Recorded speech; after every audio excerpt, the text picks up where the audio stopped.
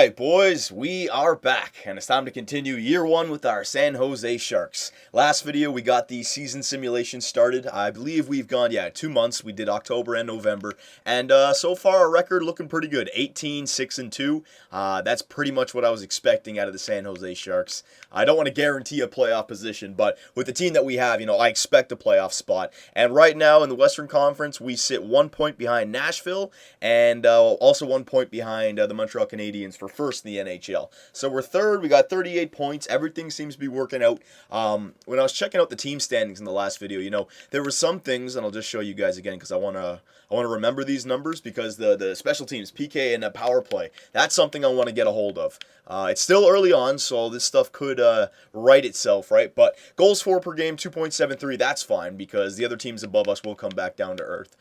Goals against per game, 2.35, that's not bad. So, I mean, these, I'm not going to go crazy about these just yet, but it's the special teams. Our power play percentage, 19.6, that's not bad, but you know what? I'll get into the line changes in a second. Power play, I would like that to be a little bit higher just because of the stacked top 5 that we can use. Our power play should be good. And, top 6 is good enough, but still, that could be around 25%.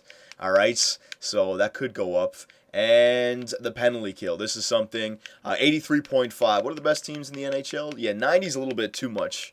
You know what? That's actually not that bad because by the end of the year, I want it at least, around 85. So it's there. But if we can improve these, I think that'll improve everything. I don't know if the PK is a little low because of the Niemi, but that's something that we can take a look at going forward. I also want to show you guys, what is it? GM Tracker, and it would be the our most defensive player, our best defensive players, basically. Franchise makeup, where is it? Yeah, top defensive players. All right, so this is what I was thinking. Should we be playing our superstars on our penalty kill? Guys like Joe Thornton, Logan Couture, Joe Pavelski, or should we use the guys that we have on our third and fourth line, Jay McClement, Sabatka, guys like this? Should we be putting them on the PK, right? But our top defensive players are Logan Couture, Pavelski, Brett Burns, Joe Thornton. I mean, there's the top 4 forwards right there. So, yeah, I don't know. We'll leave it the way it is right now because our record is pretty good, but just keep that in mind. All right, and you guys can remember the special number or the special teams numbers for us. Last but not least, I was reading your comments, and we wanted to get, what was it? It was Brett Burns. Just for the fact that he's playing on the first line, he doesn't have the greatest stats. They're not horrible, but 16 points in 26 games, I'd like that to be a little bit higher up. And you guys were saying I should switch up Burns with Hurdle, or not with Hurdle, sorry, with Marleau. Go like this. Put him on this side. Logan Couture on the right, Brett Burns, Pavelski, and Hurdle.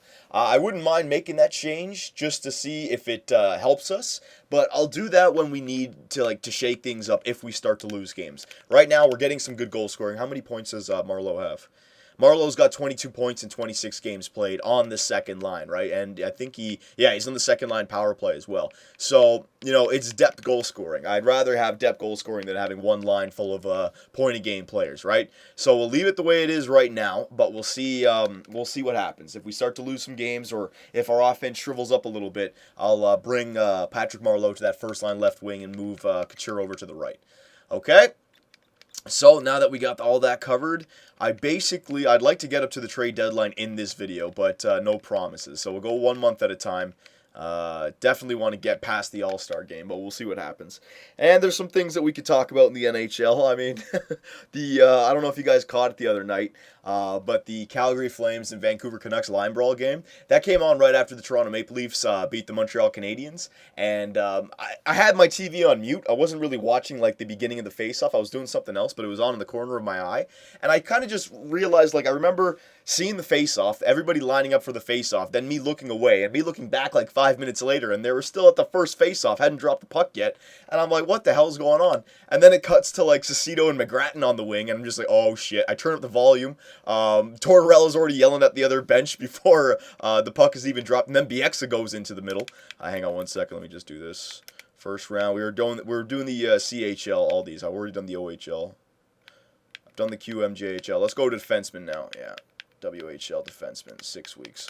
So I saw John Tortorella already yelling at the Calgary Flames bench before the puck's been even dropped. Then BX all of a sudden takes the face-off, and I suppose that was because the guy who was taking the face-off was a rookie, and his very first NHL game, he gets kicked out within 2 seconds, a game misconduct and a fight.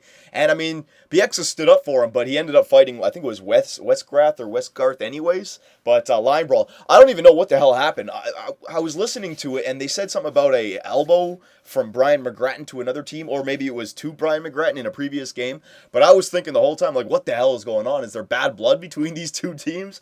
But man, right off the beginning. And that reminds me of what happened with DeBoer and Tortorella on the Rangers in New Jersey. I forget when it was. Either it was a playoff game or it was right before the playoffs, either a year ago or 2 years ago. I can't remember right now. You guys, though, remember. And I know there's going to be controversy, who's to blame, whose fault it is. I do believe that shit shouldn't be in hockey. I mean, I'm fine with fights. I love fights. Fighting needs to stay in hockey. But when you see that shit where the whole line fights like 2 seconds into a game, that's a staged fight. And that's the ammunition that all the haters, the hockey haters who have never played hockey need to present arguments to get fighting out of hockey. They see stuff like that, and that's gooning it up right there, man. 5-on-5 fight right at the beginning of the game, and it's, you can say whatever you want about Calgary had to put their tough guys out there first, and then Tortorella shouldn't have addressed it, all that stuff, whatever. I'm not going to take sides about that. All I know is that beginning of the game crap, one-on-one guy, that's fine, but when you have the whole team just fight right at the beginning, and the game literally takes, what was the starting time? Let's just say it was 10 p.m. Eastern time. The game didn't actually get underway. It felt like until 10:45. It felt like it was a good half an hour, 45-minute delay, just because 5 guys had to beat the shit out of each other, So, I don't know. That stuff needs to be taken out of hockey. Very entertaining, though. I was laughing my ass off. And then Tortorella trying to get into the Calgary Flames dressing room. Oh my God, Tortorella makes me laugh, but... we'll see what happens. We'll definitely see what happens. And I'm actually interested to see what your comments are, too, because it's stuff like this that gives a lot of people, opinions. They want to get their opinions out there. They have all their thoughts about stuff like this. I don't know. I think I blame... I kind of blame Tortorella for matching it, but... Then I heard Torts, talk about I'm not going to put my best players out there and back down. If they're going to start, if they're going to choose the lineups first and put all their tough guys out there, I'm going to match them. So, I mean, there's fault on both ends, but whatever. All right, so enough about that. Let's get back into this. So 27-15-4, that's a good enough. We're pretty much automatic. First in the Pacific Division, 2 points behind the Nashville Predators, so still second in the Western Conference. And it seems like the Montreal Canadiens are taking off there in the East. All right. It's actually might not be a bad idea to keep track of the teams here, see who's doing good and who's not doing good, because remember, the new rosters, we're trying to make this as realistic as we can. At least we got the Buffalo Sabres in last in the Atlantic Division, and the Edmonton Oilers are down there too, but Vancouver is pretty low. I'd like them to be higher up. St. Louis could be a lot higher up too. The Islanders are low, which is good. It's still kind of all over the place. Still early on in the season, though. We'll see at the end of the season if the roster changes had anything to do with more realistic standings. All right, so we're here at the 13th of January. I skipped ahead a little bit too far. Much farther to the trade deadline. Yeah, not that much. Yeah, because the big Olympic break in year 1, right? You know what? I like our record. We don't need to stop. Let's get all the way up to the trade deadline. Why not? We can check out our team standings right there and then make a decision if we want to make a trade or not. But, again, going back to our strategy, a 2-year strategy, I'd like it to be a 3-year strategy. I just don't know what to expect out of Marleau and Big Joe Thornton in 3 years, right? I don't know if they're going to be going down. And I do want to trade them away once they're clearly on the decline, right? Right now, though, they're not on the decline. They're mid-90, or not both mid-90s, but Joe Thornton's like a 92 overall. I want to keep that. So for 2 years, we can use those players.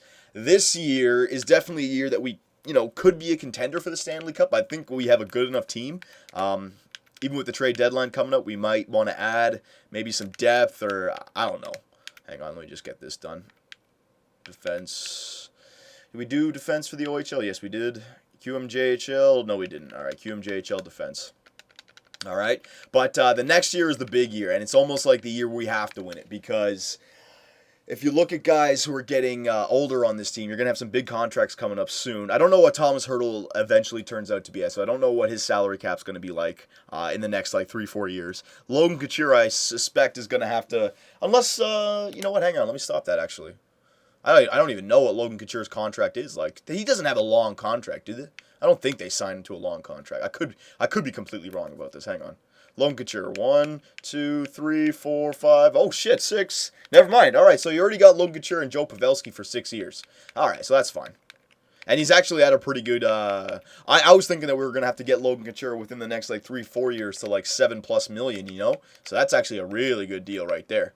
But you know, when we lose Marleau and Joe Thornton, are we going to be able to trade for players and replace them right away, or are we going to have to get young prospects? And if we're going to have to get young prospects, year 3 is going to be not necessarily a bad year. We don't have to, miss the playoffs and get a high draft pick, but, we're not going to have Marleau and Thornton. So it'll be like a younger team. But then again, we look at the Quebec City Ace Nordiques in our last year when we traded away Cizikas and Everly, and we thought, or our second last year, and we thought we were going to be a worse team. We actually ended up having a better record, right? So I don't know. But definitely for the first 2 years, especially with our bottom 4 defensemen, Braun, Irwin, Demers, guys like that, hopefully, because they were all 25, 24, 26 years old, hopefully next year, they get that little bump, and we're that much better for next year. I just hope that Joe Thornton and Marleau do not drop at the end of this year. I hope I don't see a Joe Thornton at 89 overall for next year, because that's when I'm going to want to trade him, but I want to use them again for next year. All right, so... yeah, our record is fine. 37, 18, and 4. That's a great record. Big Joe Thornton is scoring goals as well. 21 goals, 49 assists. Olympic break time. And speaking about the Olympic break, Sid the Kid Crosby named captain. I don't think anybody was surprised by that. Obviously, you're going to have your haters. You're going to have your lovers and your haters. But you know what? The face of Canada, it makes sense. I'm not going to comment on, whether he's the best leader in the locker room. But on ice, he leads by example, man. Got the golden goal last time, and right now, you know what? Actually, I'm not going to say right now he's got the most points in the NHL. I actually haven't checked that in a few days. Maybe somebody caught him, but you guys know what I'm talking about. All right, so February 2014, we really have nothing to worry about with this team. We're on autopilot right now. Everything seems to be working out fine for us. We could make some trades, but going back to the beginning of the video when I showed you guys all the standing, the PK numbers, the power play numbers, this is why. Because I'm going to go back to it right now, and we're going to see if we should go into the playoffs with this team or make a trade. But remember with the trades, right? We don't want to make a trade that's going to hurt our chances again for next year. Next year is the year that we really need to win it. Even if we win it this year, next year is the must-win season. So... if we're going to make trades, it's not about sacrificing next year's assets. I'm done that trip to the QMJHL. All right, let's see what else we got here. I was wondering, should I go after that goalie? What was it? I think he was in Simliga. Hang on, let me find him. Rest of the world, Russia. No, he wasn't Russia. Elite League. It might have been, no. There it is. Yes. Vili Husso, I believe his name was. I already got him scouted a little bit, but let's go a little bit more. Because you guys were saying that usually goalies that go, they're like 4.5 green star, 4 green star, or even 5 gold star, which is still amazing. So I want to figure out all I can about this Husso goalie. All right, so here we are at the trade deadline. The current standings right now, we are first in the Pacific Division and first in the Western Conference. So, we can make line changes, we can make trades, but our team is really working well right now, right? So if we're going to be making trades, I'd say maybe some depth for injuries if they happen in the playoffs, or maybe a glaring hole that you guys may see, but our team is playing pretty well. Second in the NHL, 6 points behind Montreal. Montreal is tearing it up over there. I don't think... well, we could catch them, but I'm not even going to worry about that. Screw that. I just want to finish the regular season with a really good record. Hopefully we can get first in the West and get home ice advantage. All right? But let us go into all the standings and see where we sit. I would love it if our special teams was a bit higher. Top 5 for both, and that'd be nice. So goals for per game, oh yeah, 3 goals for per game. So I will not complain at all. We don't need to be first. 3 goals for per game is more than enough. Goals against per game, 2.31. You know what? That's fine. We're top 5 in the NHL. I got this imaginary number. Wow, I would love it to be below 2.25, but that doesn't matter. That's fine, 2.31. So our goals for and our goals against per game are right where we want them. Power play percentage, that's much better, 20.3%. So This is what I'm talking about with Marleau on the second line, right? Do we really need to change him up just to get Joe Thornton and Logan Couture more points, right? Because our team is playing well right now, and our power play is third in the NHL with Marleau on the second line, so I'm fine with that. Penalty kill, this is the big one, though. Penalty kill percentage, 83.3, 16th in the NHL. Now, first is only 86, so, we're right there. If we put on a good stretch, I think we could bump that up to, like 84 and a half, and that would take you up to like top 10, right? So maybe our PK could be a little bit better, but I'm not going to, overly complain here. We have a lot of good stats, and we're second in the NHL. Shorthanded goals for you. Home record 19-7-3. Our away record 21-11-1, and our last 10 7-3-0. So we're not even on a bad stretch right now. We've been playing consistent. You know what? We had our bad stretch right at the beginning of the year, and then ever since we got out of that and we got our legs moving, we've been pretty consistent the whole year. So we can make trades maybe, but I like the way our team is looking right now. Player stats of the season. Now, this is going to be interesting. Brett Burns, Hurdle, and Patrick Marleau. Those are the ones we really want to keep an eye on. All right, so forwards. Big Joe, 73 points in 62 games played. That is more than enough, and that's what I expect at a 92 overall. Logan Couture, 58 points. That's great for Logan. As long as he remains, close to a point a game, above 70 points in a season, I'm happy with that. Patrick Marleau, 47 points in 62 games played, but remember, 47 as a dedicated second liner. He's getting no first line time or first line power play time, and he's still a 20 goal scorer. Out of our second line, we want 50-plus point seasons. Out of Patrick Marleau, I'd like a 60-plus point season. He looks like he's on pace for 55-plus points, which is fine by me, especially if a lot of them are goals. Joe Pavelski, same thing, 20 goals, all right? So the second line are actually scoring a lot of goals. I like it. Brett Burns, 41 points on the first line. You see what I mean? You can make that argument. Maybe he should be on the second line and bring Patrick Marleau up. But we're winning games with these guys, and they're all plus players. So, what is Brett Burns good at? Jesus, 87 overall. What has he got? He's a good skater. Oh, yeah, he's 5-star skating, 5-star physical, 5-star defense. So that helps out the offensive side because he takes care of the defensive side, right? I'm a big advocate of having a good defensive player on a line at all times. You can't just have 3 really good offensive players with no good defensive categories. And on that first line, you got Logan Couture, Joe Thornton, and Brett Burns. It's a great defensive line, all right? And +6, +5. The plus-minus could be a little bit higher, but I'm going to leave it. And Thomas Hurdle has got how many points? 34 points in 62 games played. All right, so he maybe get to 50 points, which is what I'm expecting out of Thomas Hurdle. I'd love to see him get to 50 points or more. All right, so he looks like he's on pace for that. And then, the rest we didn't get for goal scoring. We got for defense. And let's see. And they're all plus players down there on the bottom 6. So, everything is working out great for us, especially up front.